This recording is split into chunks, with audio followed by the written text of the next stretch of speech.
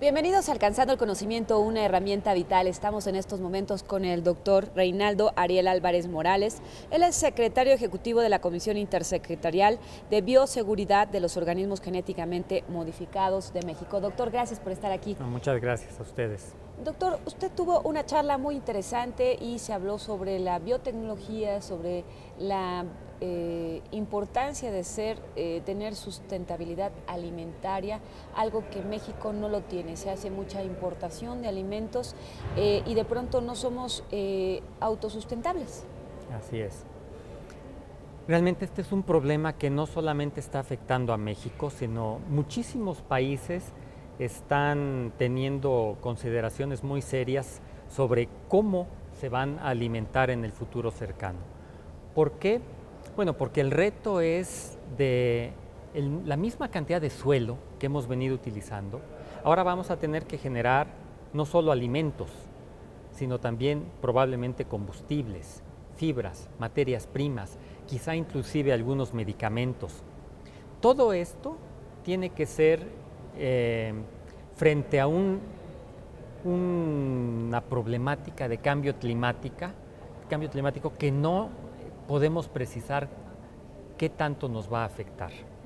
Entonces, realmente la mayoría de los países están pretendiendo desarrollar la mayor cantidad posible de herramientas, tenerlas a su disposición, tener investigadores, tener gente que sepa utilizar desde la agricultura convencional, los transgénicos, los orgánicos, el cultivo de tejidos, toda esta gama de herramientas para poder enfrentar esa problemática, porque no nos va a afectar solamente a México. Quizás seamos uno de los países más afectados por el cambio climático, pero ciertamente muchos países, al tener esta restricción, además es interesante, menos van a poder muchas veces exportar, van a tener pocos excedentes.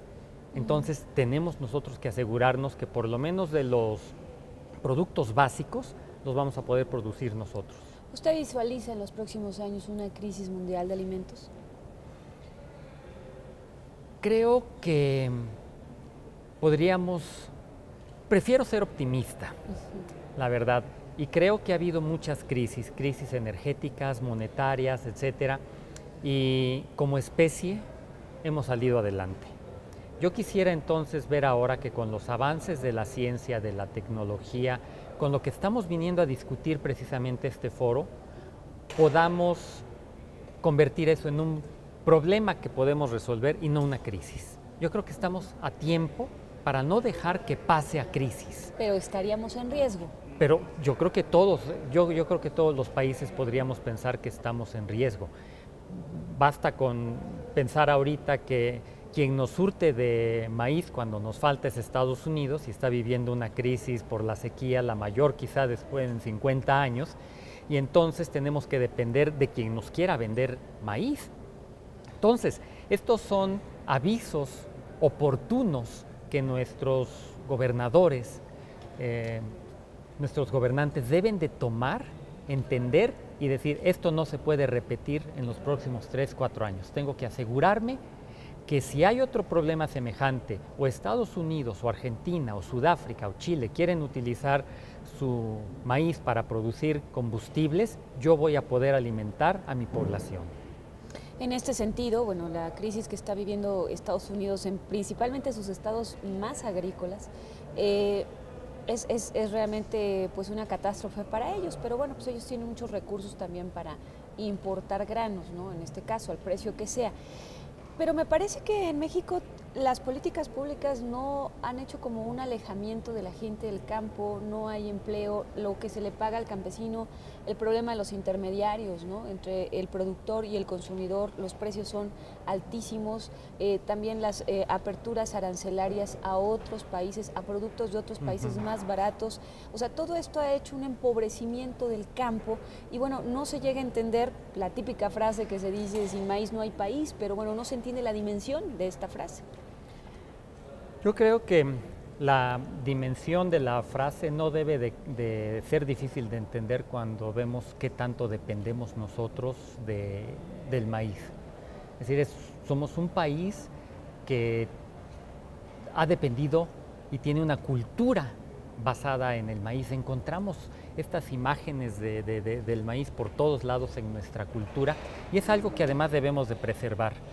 Durante la plática yo mencioné en un momento que la conservación de todas nuestras razas criollas y nuestras variedades no solamente depende de los tecnólogos o de si la tecnología va a acabar con ellas. No van a acabar con ellas si nosotros como país reconocemos esa cultura, la abrazamos nuevamente y exigimos y consumimos esos productos.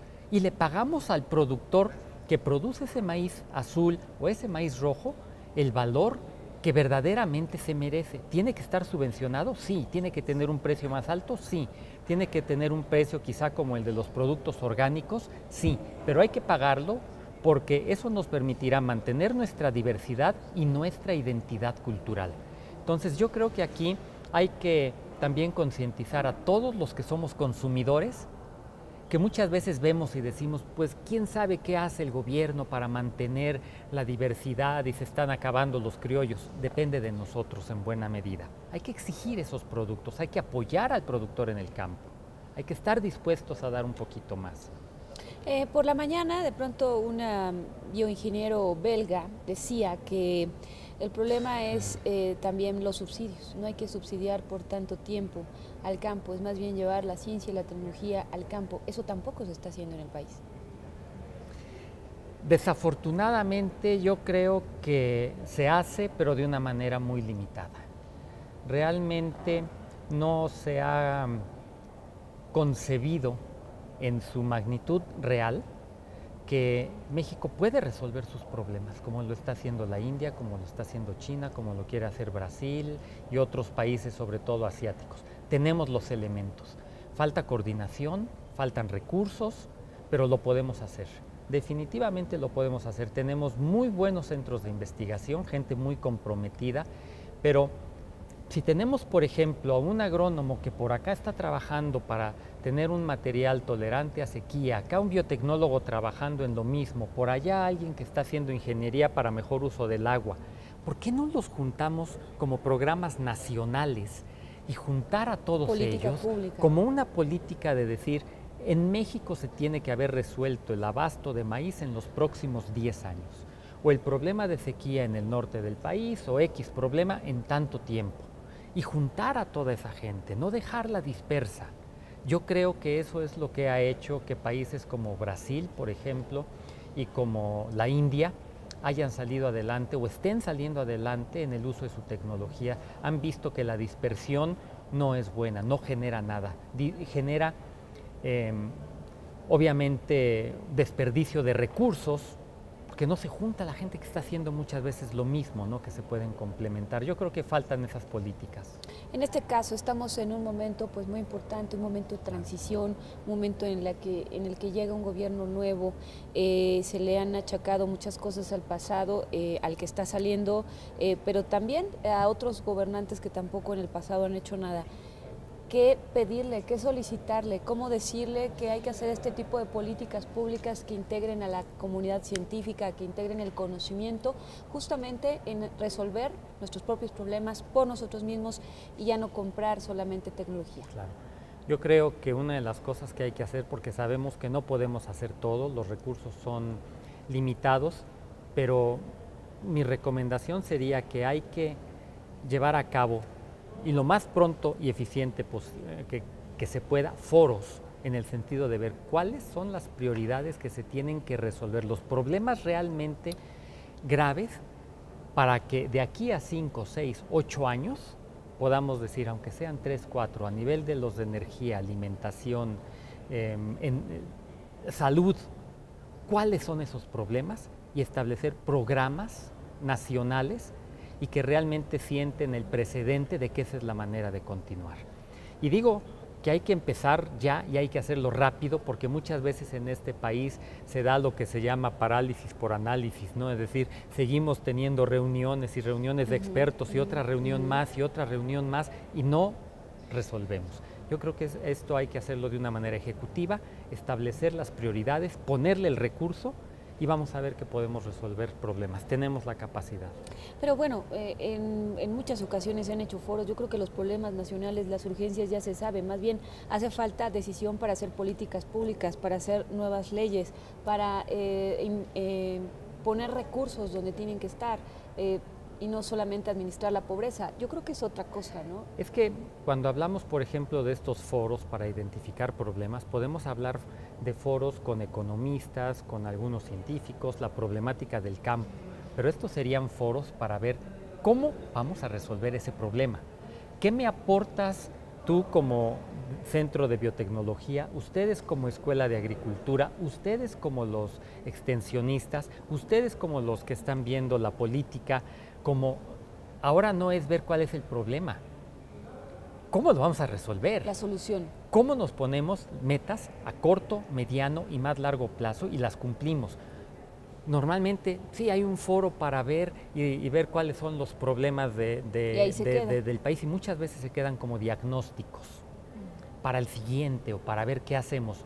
No, tiene que ser un foro para dar la respuesta, para salir ya de ahí con el programa de trabajo de los próximos 5, 6, 8 años.